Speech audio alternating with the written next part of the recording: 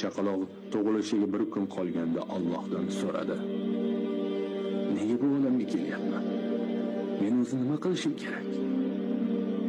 Yaratgan egam shunday javob beribdi: "Senga farishta hadya etaman. U doim yoningda bo'ladi. Hammasini tushuntirib beradi." Uni qayerdan topaman? Axir uning tilini ham bilmayman-ku.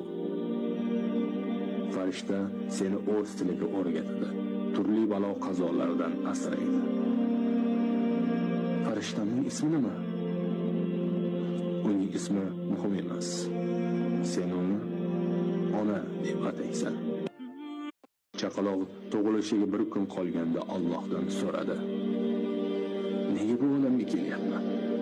Men o'zi nima qilishim kerak?" Yaratgan egam shunday javob beribdi: "Senga farishta hadya etaman.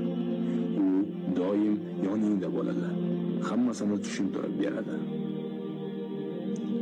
Uni qayerdan topaman? Axir uning tilini ham bilmayman-ku. Farishta seni o'z tiliga o'rgatadi, turli balo-qazolardan asraydi.